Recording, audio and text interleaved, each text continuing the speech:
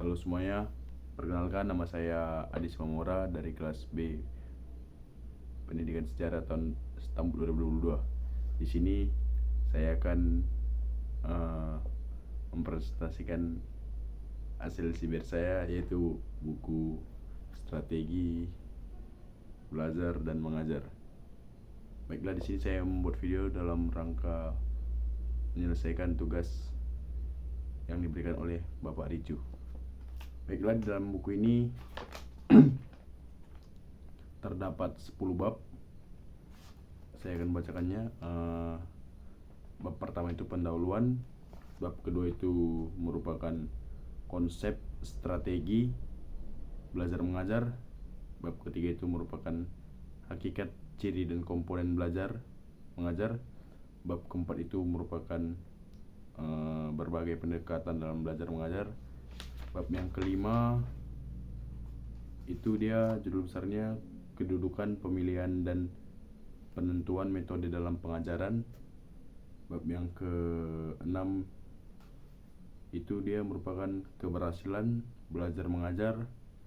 Bab ke-7 dia merupakan penggunaan media sumber belajar dalam proses belajar mengajar. Bab ke-8 beberapa teknik mendapatkan umpan balik. Bab yang ke-9 pengembangan variasi mengajar. Dan bab yang terakhir atau bab yang ke-10 merupakan pengelolaan kelas. Baiklah,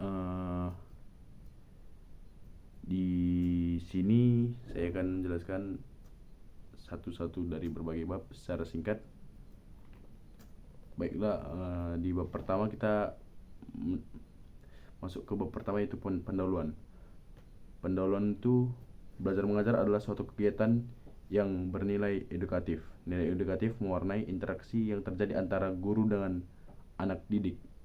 Interaksi yang bernilai edukatif dikarenakan kegiatan belajar mengajar yang dilakukan diarahkan untuk mencapai tujuan tertentu yang telah dirumuskan sebelum pengajaran dilakukan.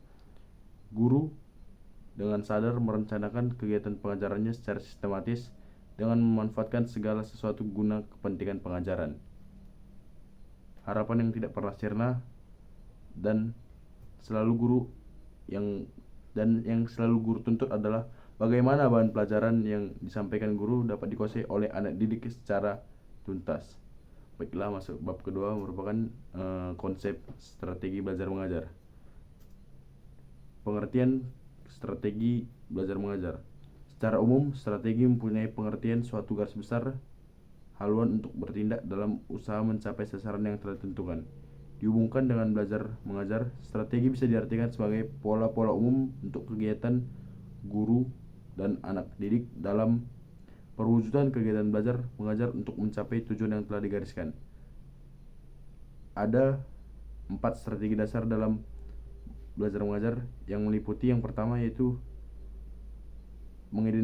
mengidentifikasi serta menetapkan spesifikasi dan kualifikasi perubahan tingkah laku dan kepribadian anak didik sebagaimana yang diharapkan. Yang kedua, memilih sistem pendekatan belajar mengajar berdasarkan aspirasi dan pandangan hidup masyarakat. Yang ketiga itu dia memilih dan menetapkan prosedur, metode dan teknik belajar mengajar.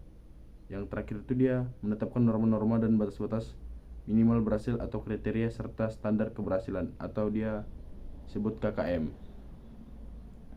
Baiklah, kita masuk ke bab ketiga, yaitu hakikat, ciri dan komponen belajar. Yang A, hakikat belajar mengajar. Dalam kegiatan belajar mengajar, anak adalah sebagai subjek dan sebagai objek dari kegiatan pengajaran. Karena itu, inti proses dari pengajaran tidak lain adalah kegiatan belajar anak didik dalam mencapai suatu tujuan pengajaran. Tujuan pengajaran tentu saja akan dapat tercapai jika anak didik berusaha secara aktif untuk mencapainya. Keaktifan anak didik di sini tidak hanya dia dituntut dari segi fisik, tetapi juga dari segi kejiwaan. B. Ciri-ciri belajar mengajar.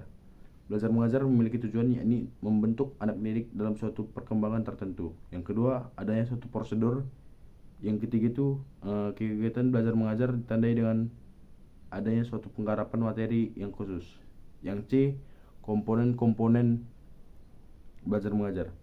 Suatu tujuan pengajaran adalah deskripsi tentang penampilan, perilaku, performance murid-murid yang telah dihadapkan setelah mereka mempelajari bahan pelajaran yang telah diajarkan. Suatu tujuan pengajaran mengatakan suatu keberhasilan ketika pengajaran itu dan bukan sekedar suatu proses dari pengajaran itu sendiri.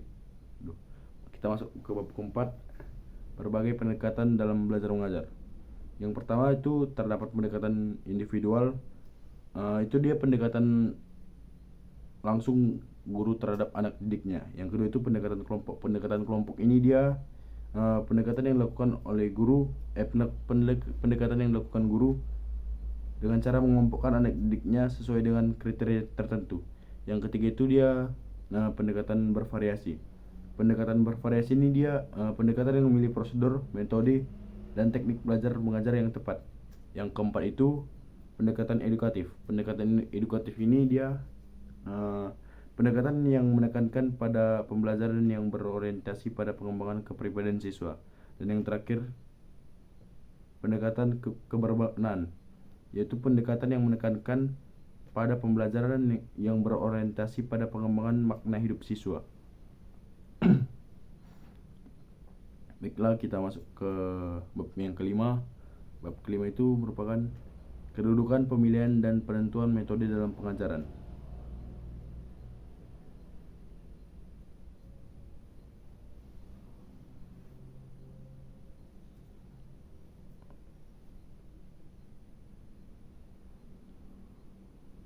Ketentuan metode pengajaran.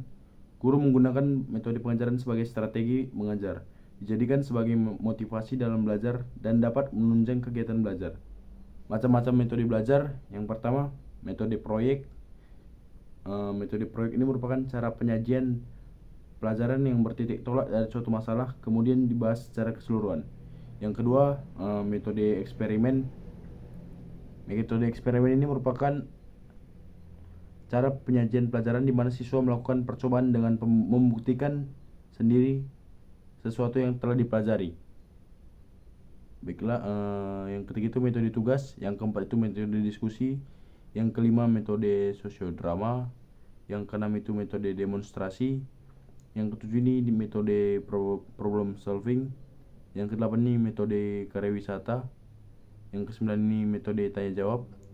Yang ke-10 metode latihan. Yang ke-11 metode ceramah. Metode ceramah ini merupakan cara tradisional yang digunakan sebagai alat komunikasi antara guru dan anak didik dalam proses belajar mengajar. Baiklah, kita masuk ke bab ke-6, yaitu keberhasilan belajar mengajar. Suatu proses belajar mengajar dinyatakan berhasil apabila tujuan instruksional khususnya dapat tercapai. Untuk mengetahui tercapai atau tidaknya tujuan instruksional khusus, guru perlu mengadakan les untuk memberikan umpan balik. Untuk mengatur dan mengevaluasi tingkat keberhasilan belajar mengajar, dapat dilakukan tes prestasi belajar mengajar berupa tes formatif, subformatif, dan formatif. Keberhasilan belajar mengajar dapat dibagi atas beberapa tingkatan. Yang pertama, maksimal. Maksimal ini apabila seluruh bahan pelajaran yang diajarkan dapat dikuasai oleh siswa. Yang kedua ini optimal. Optimal ini apabila 75% sampai dengan 90% bahan pelajaran yang diajarkan dapat dikuasai oleh siswa. Yang ketiga ini minimal. Minimal ini dia dinyatakan apabila bahan pelajaran yang diajarkan hanya 60% sampai dengan 75% saja yang dikuasai oleh siswa. Yang keempat ini merupakan kurang. Kurang ini apabila bahan pelajaran yang dikuasai di bawah 60%.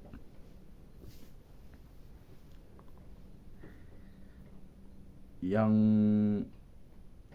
apabila 70% dari jumlah siswa yang mengikuti proses belajar mengajar mencapai keberhasilan minimal, optimal, dan maksimal, maka proses belajar mengajar dapat membahas pokok bahasan yang baru.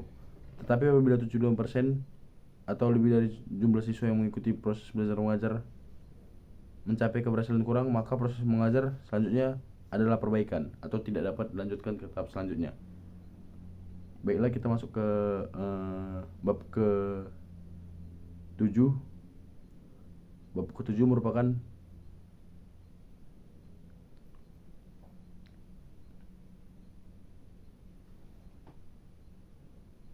penggunaan media sumber belajar dalam proses belajar mengajar. Media adalah alat bantu yang dapat alat bantu apa saja yang dapat dijadikan sebagai penyalur pesan dari bahan pembelajaran. Media adalah alat bantu dan gurulah yang mempergunakannya untuk membelajarkan anak didik demi tercapainya suatu tujuan pengajaran. Guru yang pandai menggunakan media adalah guru yang bisa. Jenis-jenis media, yang pertama itu media auditif, media yang mengandalkan kemampuan suara. Yang kedua itu media visual. Media visual ini dia merupakan media yang mengandalkan indera penglihatan. Yang ketiga ini merupakan media audiovisual. Ini dia merupakan media yang punya unsur suara dan gambar. Manfaat penggunaan media dalam proses belajar mengajar: yang pertama, meningkatkan minat dan motivasi siswa dalam belajar. Yang kedua, meningkatkan pemahaman siswa terhadap materi pembelajaran. Yang ketiga, meningkatkan kreativitas siswa. Yang keempat itu dia meningkatkan kualitas hasil belajar siswa.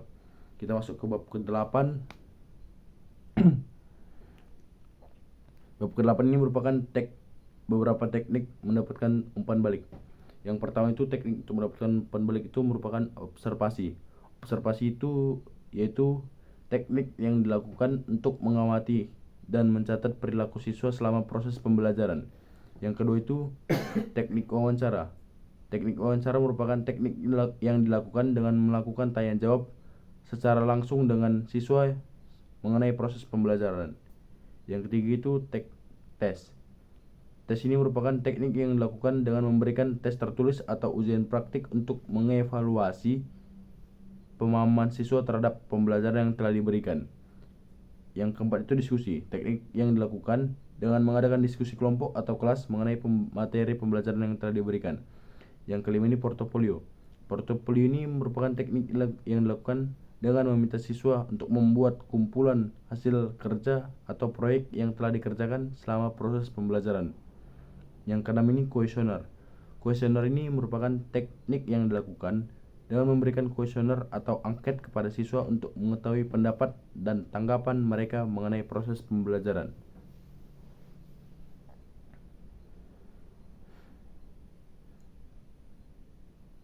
Dan dengan mendapatkan umpan balik yang tepat, guru dapat memperbaiki proses pembelajaran dan meningkatkan kualitas hasil belajar siswa.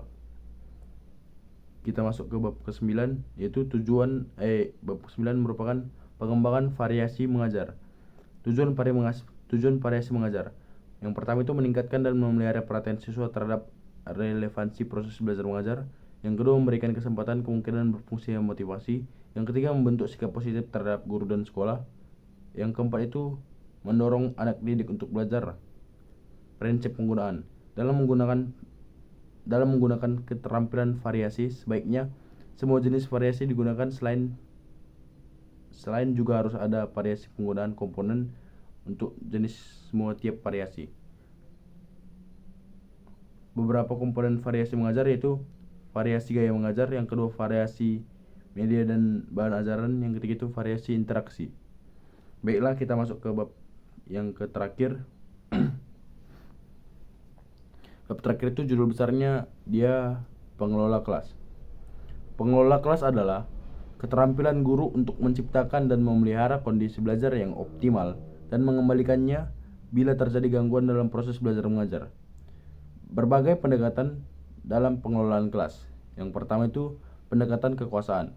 Pendekatan kekuasaan ini, peranan guru di sini adalah menciptakan dan mempertahankan situasi disiplin dalam kelas. Yang kedua itu dia pendekatan ancaman. Mengontrol tingkah laku anak didik dengan cara memberikan ancaman apabila melakukan pelanggaran, larangan, ejekan, sindiran, dan pemaksaan terhadap kawan yang lain. Yang ketiga itu pendekatan pengajaran. Yang keempat itu dia merupakan pendekatan perubahan tingkah laku. Yang kelima itu pendekatan suasana emosional.